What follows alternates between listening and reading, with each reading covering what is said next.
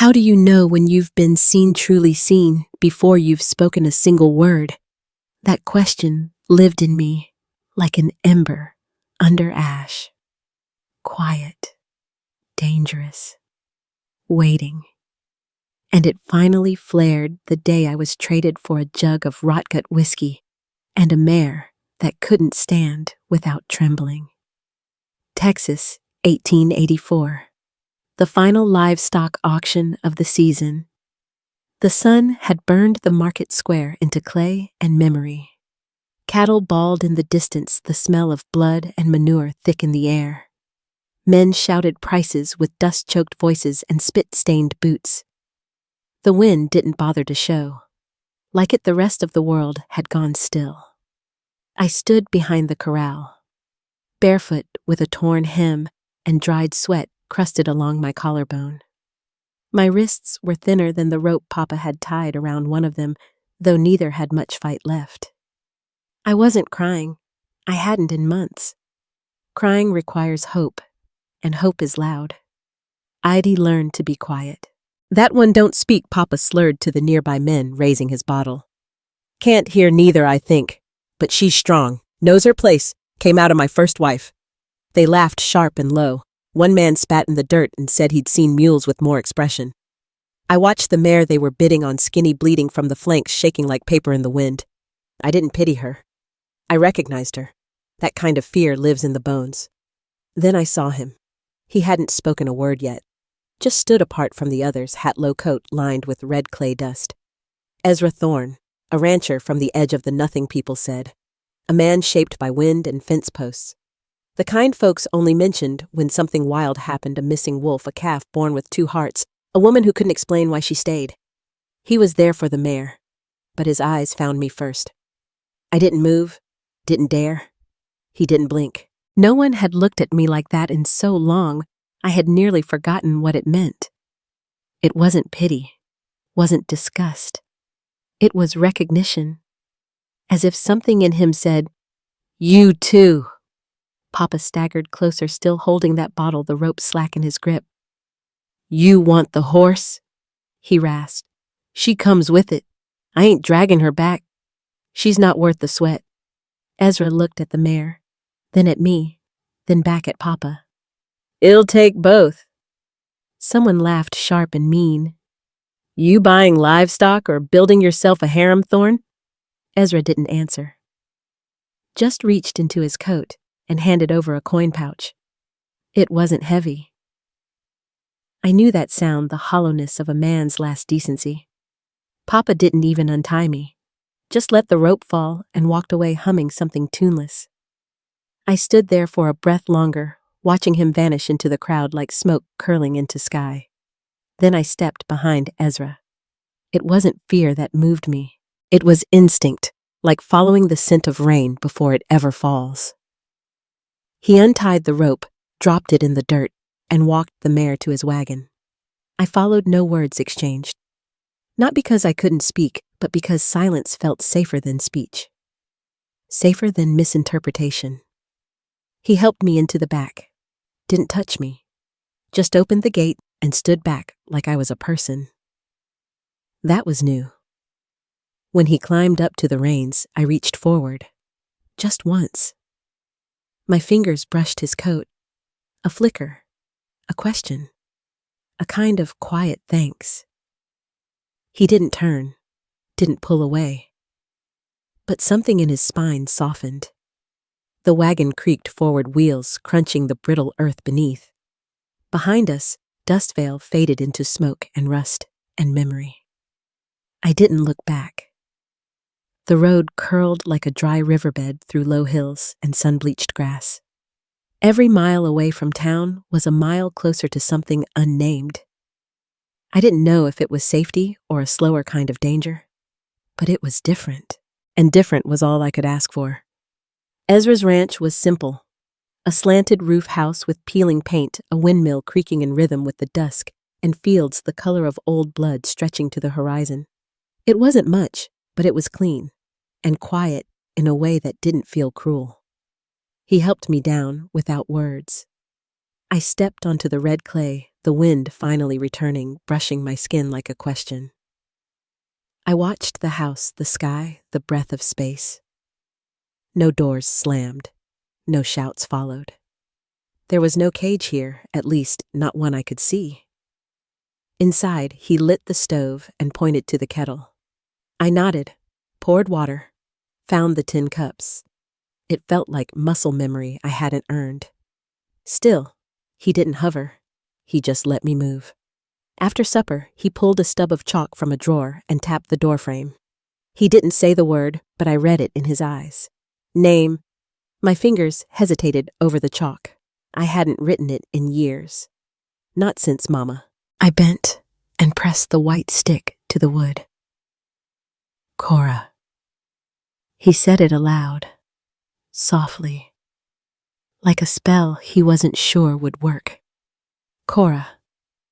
Something in me cracked. Not like glass, more like thawed ice. I didn't smile. Couldn't. But I looked up at him, and for the first time since my voice had gone quiet, I felt named again. Felt real. That night, I curled on a cot in the corner of the kitchen, a blanket draped across my shoulders. No rope, no shouted orders, just the low hum of wind outside and the deep ache of stillness inside my chest. Ezra sat on the front step for a long while, smoking a pipe carved from bone. He never turned to look at me, but somehow I knew he was listening, and somehow so was I, even in the silence, especially in the silence, because not all things that listen have ears, and not all things that break ever make a sound.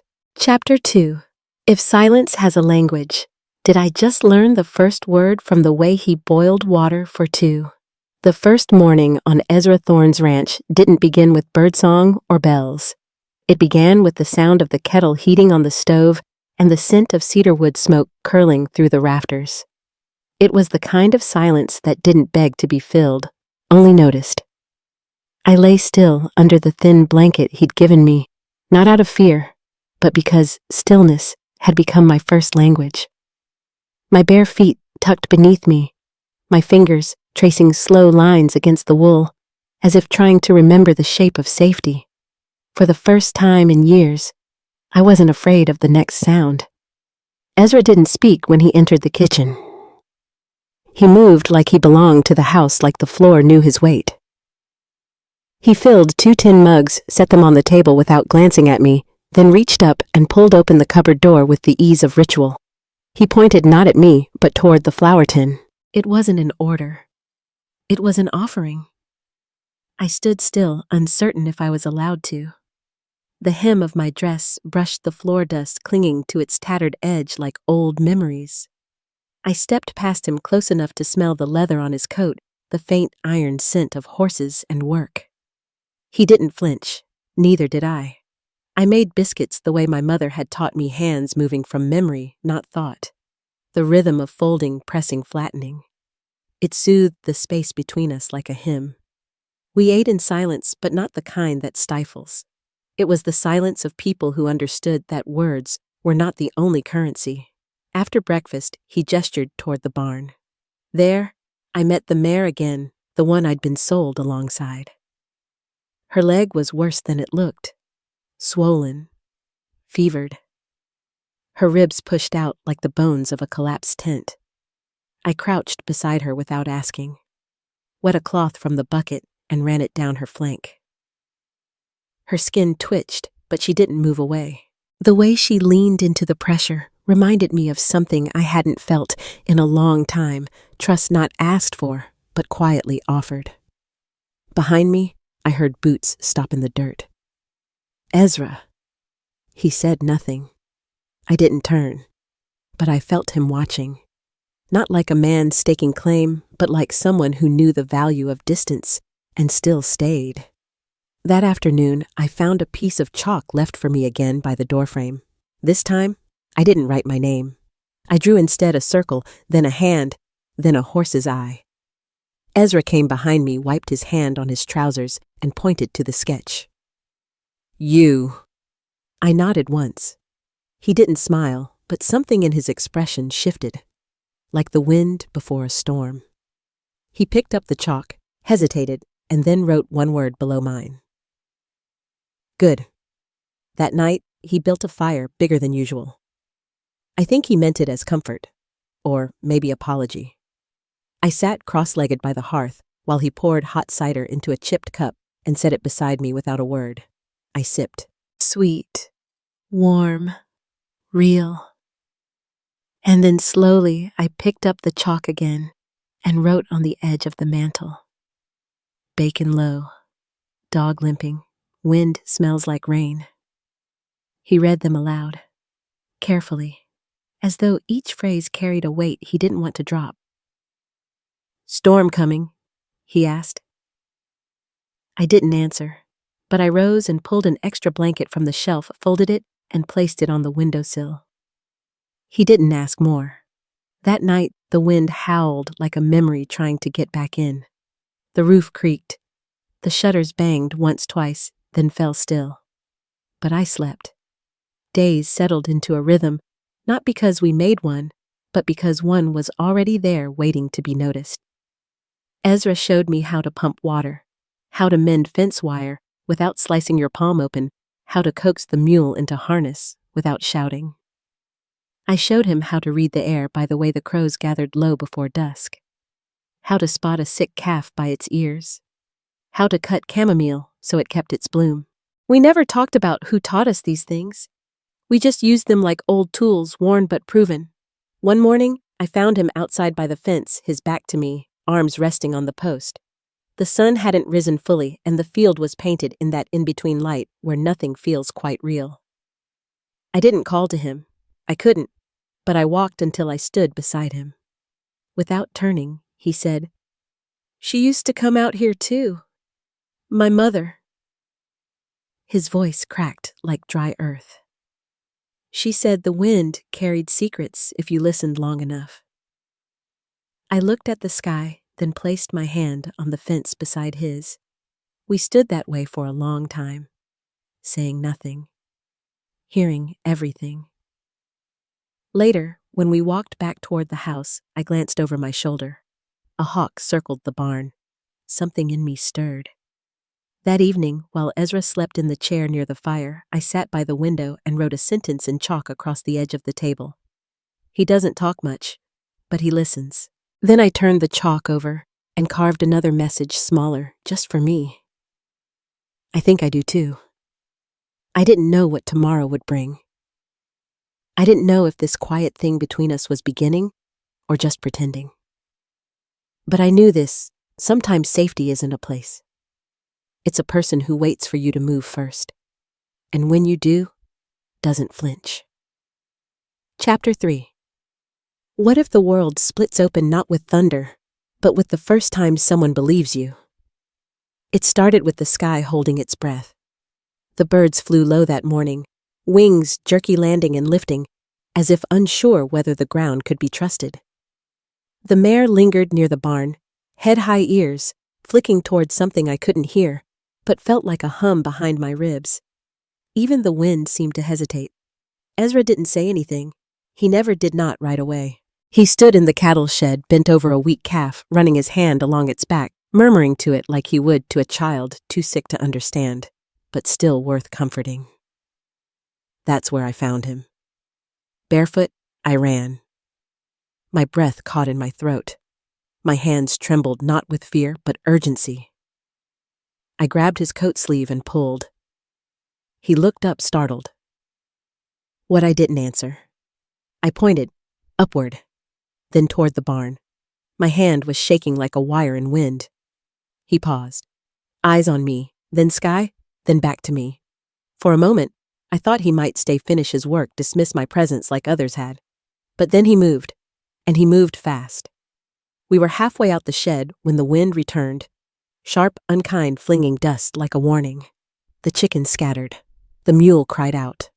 A low groan rumbled from somewhere deep, like the land itself didn't know how to hold what was coming. Then the bolt struck. Lightning tore down from the sky with no warning crack. It didn't fall like rain. It attacked. A flash of searing white ripped across the clouds, and the old cottonwood behind the barn exploded in flame. The trunk split with a sound like the world cracking in two. Half of it fell against the side of the shed Ezra had just left. Sparks danced into the sky. Smoke poured sideways. The horses bucked in their stalls, screaming through wood and wind. Ezra stumbled back, one arm shielding his face. But I didn't move. I stood in the doorway, fire behind me, one hand raised, not in fear, but knowing. Like it always known. He looked at me, then really looked. And I saw it. The realization, the question, the beginning of belief. We sat at the table that night, faces lit only by the last of the fire's glow. The barn smoldered in the distance, half collapsed but contained. Ezra's hands rested on the table. Mine too.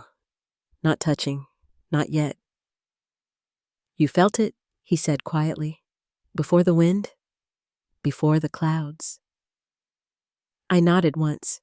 He leaned back slowly, ran a hand down his face. His shoulders looked heavier than usual, like they were remembering a burden they never asked for, but couldn't put down. I used to think silence was what came after things broke, he said. But with you, I think maybe it's what comes before something true. I didn't answer. Instead, I reached forward and placed my hand over his. His skin was rough, calloused, sun-worn. Mine was cracked in different ways. He didn't pull back. I keep hearing my father in my sleep, he said, telling me this land was earned, but all I see are the things it took. He paused. You don't just listen, Cora. You hear, even when no one's speaking, maybe especially then. And for the first time, I saw something raw in his eyes. Not pain, not guilt, but the fragile hope that someone else might carry part of it with him. The next morning, the townsfolk began whispering. At first, it was harmless. The blacksmith's wife, folding linens on her porch, told a neighbor, "That girl, she watches the cattle, like she knows what they're thinking." The preacher's son said he'd seen me touch a goat that later miscarried. Didn't seem right, he murmured. The way she stares, like she's listening to ghosts. By midweek, someone spat near my boots at the dry goods store. Another woman stepped off the path, entirely pulling her child behind her skirt as I walked by with a basket of feed. No one accused me of anything out loud. They didn't have to. They feared what they couldn't explain. And nothing unsettles people more than a woman who sees too much without ever opening her mouth. Ezra didn't speak of it, but I saw the tension in his jaw when the whispers reached the porch.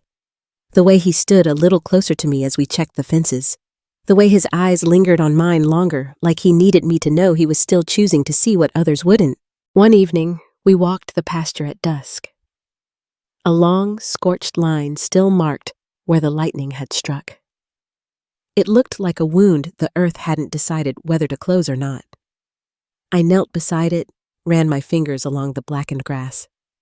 It was cool now, dead, but it had once burned brighter than anything. Ezra stood behind me silent. He didn't ask what I felt, but I turned toward him anyway. His silhouette was a shadow against the cotton-colored sky, arms crossed, waiting, not demanding. I stood, closed the space between us, and placed my hand on his chest, right where his heartbeat lived. And softly, almost broken, I said the first word I had spoken in years. Don't. He didn't flinch. He just looked at me like a man hearing a hymn he thought he'd forgotten. He didn't ask what it meant. He heard me, all of me. And without a word, he lifted his hand, placed it over mine, and held it there like something sacred. Like something finally understood. Chapter 4. What if the witch you feared was just a girl who refused to burn quietly? They gathered under the shadow of the old sycamore tree, as they always had when trouble needed a name. I stood barefoot on the dust-packed earth, the red wildflower still tucked behind my ear, now wilted, its petals curled like burned paper. My hands were clean, but the town's eyes scoured me as if I held the match to every sin they had buried and dared not confess. Remy Kell's voice rose over the crowd, smooth as an oiled knife. She arrived, and the barn burned. The boy falls ill. Coincidence, you say. I say the Lord gives us signs, and we best learn to read 'em. Murmurs agreed. Some didn't. A few looked at their boots. The preacher stood stiff, silent, his palms pressed together, not in prayer, but hesitation. Ezra hadn't arrived yet, and I hated that I waited for him. Hated that I still hoped someone would step into fire with me, when I should've learned long ago girls like me were built to burn alone. She's no wife, she's no mother. She came from nowhere and she brings sickness. Remy continued pacing. If this were back east, she'd be locked away or worse. You ain't east, a voice called. It was Ruth the seamstress, always quiet, always stitching what others tore. She stepped forward, her apron dusted with flour. I saw her carry that boy 3 miles to the doctor, Ruth said, in her arms, singing low the whole way, like his fever might break if she just loved him hard enough. The crowd shifted. She has a gift, Ruth said. Maybe not one you understand. But tell me, is it evil to heal? Is it wicked to know when to hold on and when to let go? Someone snorted. Another spat, but a few faces softened. Remy turned sharp, his jaw ticking. She's trouble. Always been. That was when Ezra rode in. He didn't thunder like some hero. He rode quiet, steady, like a storm rolling in before anyone has the sense to look up. He dismounted and walked through the circle of bodies. No hat this time. His eyes met mine, just briefly. But it was enough. He spoke slowly. I watched my brother die in my arms from a snake bite. If someone like her had been there, he might have lived. I watched her stop a horse from bleeding out, not with magic, with guts. With stillness. Remy barked a laugh. And what about the barn, the fire? You think that's guts too? Ezra didn't flinch. I think a man afraid of his own guilt will always find a woman to blame. That stung. I saw it in their shoulders. The crowd recoiled slightly, not from him, but from themselves. Remy took a step closer, voice rising. This girl isn't a wife. She isn't a daughter. She's alone. No name, no family. That's what makes her dangerous. I opened my mouth to speak, but Ezra spoke first. She has a name, he said. Her name is Cora. And then softer, like it hurt to say, and she's not alone anymore. Gasps, laughter, unease, and in that uneasy moment, someone threw something, a small stone. It struck my shoulder. Not hard, but enough. Ezra moved faster than I thought a man could. He stepped in front of me, arms slightly spread. She's under my protection now, he said, voice cold as creek water. The preacher stepped forward. For the first time, he looked at me not like a curse, but like a riddle he'd never studied close enough to solve. She's not the same as us, someone muttered. No, Ezra said. She's braver. The sun broke through the clouds just then, and the wind shifted. The wildflower fell from my hair and landed between Ezra's boots. He knelt and picked it up, looked at it like it meant something. Then he looked at me again. If they call you a witch tomorrow, he said, it'll still take your hand. I wanted to speak. I wanted to cry, but all I could do was nod. A second later, I felt something slip into my palm. His hand. Rough, warm, steady. I hadn't touched anyone like that in years, not without fear, not without caution. But there it was. Stillness. A kind of mercy I didn't know I'd been starving for. We didn't say another word. We just stood there, hands joined, while the town watched. Some turned away. Some shook their heads, but some didn't. Some stayed. Some looked longer. And in that flickering hesitation, in that half second of open silence, I wondered, what if all it took to change a town was not to shout louder, but simply to stay standing? Chapter 5. What happens when a girl stops running and the whole town watches her stand still? The morning sun rose like a slow exhale over the canyon's edge, touching the red clay roofs and wagon wheels with a golden softness that did not match the tension in the air. I stood in the center of the dusty crossroads outside Sheriff Harlan's office, the cottonwood tree behind me, shedding yellow leaves like old regrets. My hand was in Ezra's warm, calloused steady. I could feel the ache in my chest with every breath, but it wasn't fear anymore. It was the weight of everything I used to be pressing up against the woman I had just become. They came in a hush at first, townsfolk drawn by whispers by the metallic scent of a reckoning in the wind. Clara stood near the front, clutching her apron, lips trembling. The blacksmith's boy wiped his hands on his leather belt, gaze flitting from Ezra to the others. Some carried rifles. Most didn't, but they all carried something heavy in their eyes. Then came Sheriff Harlan, boots pounding against the boards of the saloon porch, his coat flaring behind him like a black wing. He looked older in daylight, like time had finally started calling in its debts. "You think standing in front of a horse thief makes you noble, Ezra?" His voice cracked, and not just from whiskey. "You think they'll follow you? You're nothing but a broken ex-soldier with a soft spot for pretty things." Ezra stepped forward without letting go of my hand. "Then let them follow truth." A murmur ran through the crowd like wind through wheat. Sheriff Harlan's eyes settled on me, but they weren't the same cruel eyes I remembered. This time, there was something else, something cracked. "My brother died the same week you came to this town," he said slowly, voice low. "Found with his mouth full of dirt and no justice. You walked past his body and didn't even blink. You expect me to call that coincidence?" I stepped forward. My knees nearly buckled, but Ezra's hand steadied me. "I didn't kill your brother," I said. "But I've died 100 small deaths since I arrived here. Each time, someone looked at me like I was already guilty. Each time, I stayed silent when I should have screamed, 'Words won't fix what you broke!'" Harlan snapped. "No," I said. "But truth might." A hush fell. Clara stepped forward, then her voice shaking.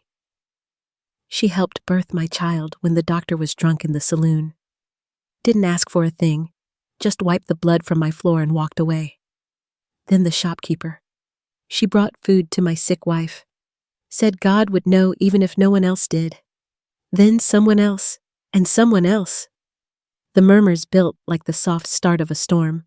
Harlan's hand twitched near his belt. I watched his fingers, slow, uncertain.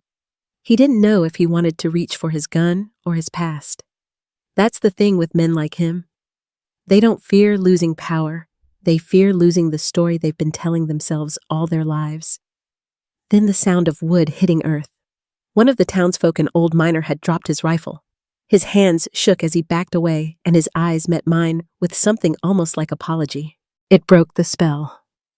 More rifles dropped. Boots shuffled. A few folks turned their backs not out of cowardice, but out of quiet shame.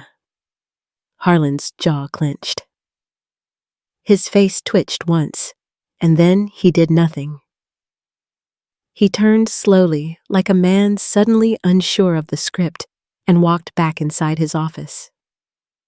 The door shut behind him with a hollow finality. The sun fully breached the canyon ridge, then bathing everything in a golden light. The air felt lighter somehow. Ezra looked at me. "You all right?" I shook my head. "Not yet." He didn't press me, just squeezed my hand. The crowd thinned. Some left in silence, some nodded. No one cheered. No one clapped. But I didn't need applause, just space to breathe. Ezra and I walked to the cottonwood tree. He sat down first, back against the bark. I joined him, letting the roughness of the earth press against my skirts. The mare grazed nearby, her limp already better. "You stayed," I whispered. "I told you I would. I was afraid. So was I." A silence passed. The good kind. The kind that doesn't need filling. I looked up at the town. It hadn't changed, but I had. "You think they'll forgive me?" I asked. Ezra looked at the road ahead. They already started, and that's when I knew. Redemption doesn't come all at once. It comes in broken pieces, sometimes falling from the mouths of those who once looked away. I wasn't the girl who ran anymore. I was the woman who stayed, who spoke, who chose love even when it cost. And somewhere inside that silent, sun-drenched morning, I finally felt free. In a world long gone, but never truly lost, the Wild West reminds us of the battles we still quietly fight today, between duty and desire, silence and truth survival, and the yearning to be seen. You know what it means to stay for the family, for the land, for the name, and what it means to leave when staying becomes a kind of death. Perhaps you've watched someone you love walk away, not with anger, but with the unbearable stillness of someone choosing themselves for the first time. This story isn't just about horses and cowboys and dusty towns. It's about how deeply human we still are, how the questions of 1884 still haunt the hearts of 2025. What do I owe others? What do I owe myself? How do I let go of a story that was never mine to carry? And what happens when I finally say yes to truth, to risk, to love? You've just heard one powerful story, but many more remain untold. Click to discover more raw, gripping, deeply human tales from the Wild West.